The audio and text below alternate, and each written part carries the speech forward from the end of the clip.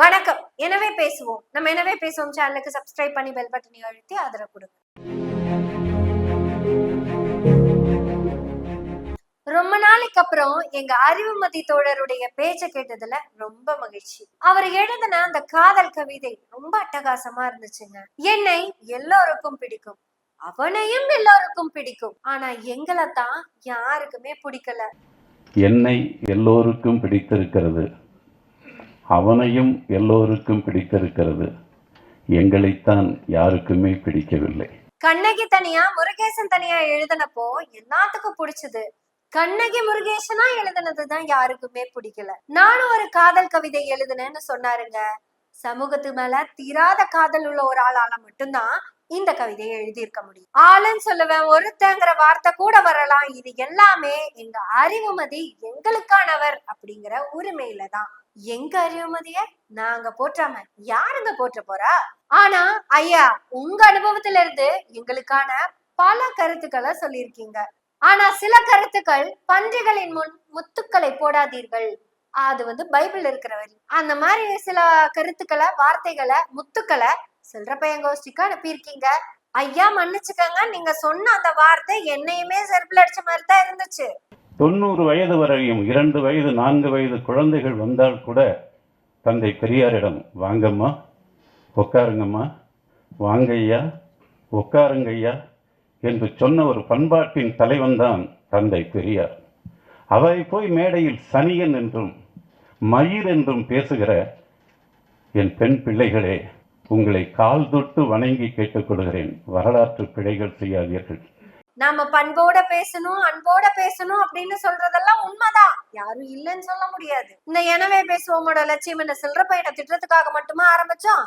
எங்க டாக்லைன் எடுத்து பாருங்க, சமூக அரசியல் பொருளாதார சட்டத்திற்கானது அப்படின்னு தான் போட்டிருக்கோம். அப்படிதான் நாங்களும் ஆரம்பிச்சுட்டு வந்தோம்.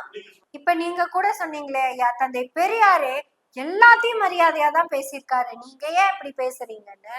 அந்த கோபந்தாயா, அதே கோபந்தான் எங்களை லைன் மாத்தி இந்த பக்கம் கூட்டிட்டு வந்துருச்சு. சில்லற பையனை செருப்பெடுத்து அடிக்கிறத தவிர வேற வழியே இல்லை அப்படிங்கிற முடிவுக்கு வந்ததுக்கு அப்புறம் தான் அருள்மொழி அம்மா மாதிரியான, சுபவி ஐயா மாதிரியான, உங்களை மாதிரியான வார்த்தைகள் எல்லாம் அவனுக்கு பத்தாதுங்கிறதுனாலதான் மனோஜின் வழியே சரின்னு அந்த வழிக்கு வந்திருக்கோம். நீங்க எல்லாருமே எங்களை நல்வழிப்படுத்தி இருக்கிறதுனாலதான் உங்ககிட்ட மன்னிப்பு கேட்கணும்னு உங்க வீடியோ பார்த்த உடனே அந்த வீடியோ போட்டாச்சு. கட்டாயமா தனி மனித தாக்குதல் நம்ம செய்ய மாட்டோம், யாரையும் மரியாதை குறைவா பேச மாட்டோம். அந்த யாரையும் அப்படிங்கிறதுக்கு பக்கத்துல 2 பிராக்கெட்டை போட்டு சில்லற பைய சீமான் அப்படிங்கிறதுக்கு மட்டும் எக்ஸப்ட், அதாவது விதிவிலக்கு கொடுத்துருங்க.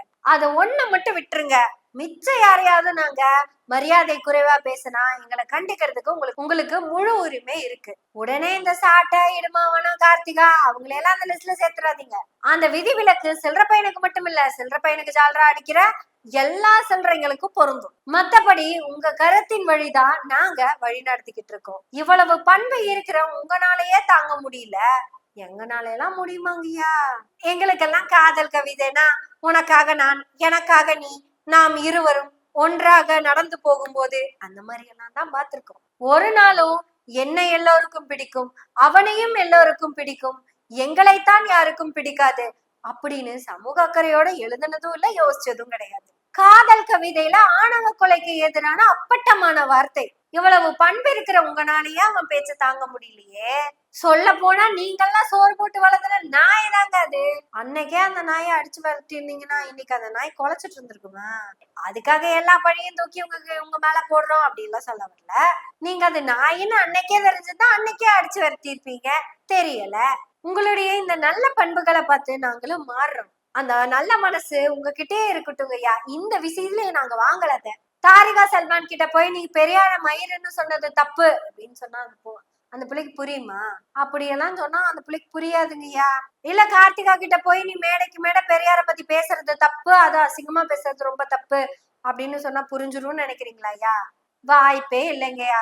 அதனாலதான் அதுக்கு என்ன பேசுதோ அதுக்கு மொழியிலேயே நாங்க பதில் கொடுத்துக்கிட்டு இருக்கிறோம். இத்தனை நாட்கள் சுபவி ஐயா, அருள்மொழி அம்மா எல்லாரும் சொல்லி பார்த்துட்டாங்க.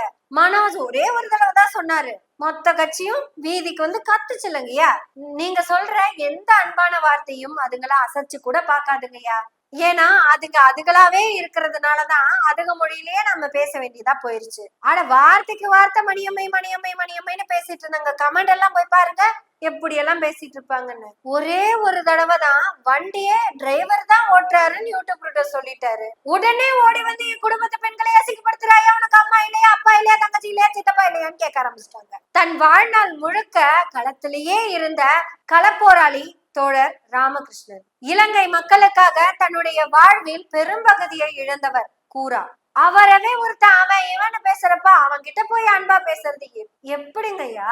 அதனாலதான் இந்த ஆயுதத்தை நாங்க கையில எடுக்க வேண்டியதா போயிடுச்சு. ஆனா நீங்க கொடுக்கற ஒவ்வொரு அட்வைஸையும் நாங்க கண்டிப்பா கேட்போம். எங்க சுபவி ஐயாக்கே அண்ணன் நீங்க. மிக சிறப்பான கவிஞரும் மிக சிறப்பான சிந்தனையாளரும் கூட. கிட்டத்தட்ட இங்க இருக்கிற பல கவிஞர்களை அறிமுகப்படுத்தினதே நீங்க தான். அத்தனை பேத்துக்கும் இடதுசாரி தத்துவத்தையும் பெரியாரிய தத்துவத்தையும் ஊட்டுனதும் நீங்க தான். உங்ககிட்ட இருந்து பிச்சுக்கிட்டு போன ஒண்ணுதான் வழி மாறி போயிருச்சு. அத நீங்க பழைய உரிமையோட எல்லாம் திருத்திட முடியாதுங்க ஐயா. உரி அடிதான் அதுக்கு சரி அடி ஐயா. அதுவும் உச்சி மண்டையிலேயே அடிக்கணுங்க ஐயா. மனோஜ மாதிரி நீங்க சொல்றத கேட்க முடியாம போனதுக்கு எங்களை மன்னிச்சிருங்க ஐயா. நாங்க இனி இப்படித்தான் இந்த நாயை டீல் பண்ணுவோம். ஒரு நாள் நாங்களும் உங்க பாதைக்கு வருவோம். அன்னைக்கு சீமான் இங்க இருக்க மாட்டான். அவன் துண்ட காணோம் துணிய காணோம்னு ஓடி இருப்பான். இது கூட தனி மனித வெறுப்பால சொன்னது இல்லைங்கய்யா. இவ்வளவு காலத்துக்கு அப்புறம் படிச்சு வர என்னையும் என் சகோதரனையும் மாடு மேய்னு சொன்னா பாத்தீங்களா ஒருத்தன். செருப்பு தைக்கிறவனும் வேணும், துணி துவைக்கிற வண்ணானும் வேணும்னு சொன்னா பாத்தீங்களா ஒருத்தன். பானை செய்யறதுக்கு குயவன் தான் வேணும்னு சொன்னா பாத்தீங்களா ஒருத்தன். இந்த நாய இப்படி அடிக்காம அப்புறம் எப்படி அடிக்கிறதுங்கய்யா?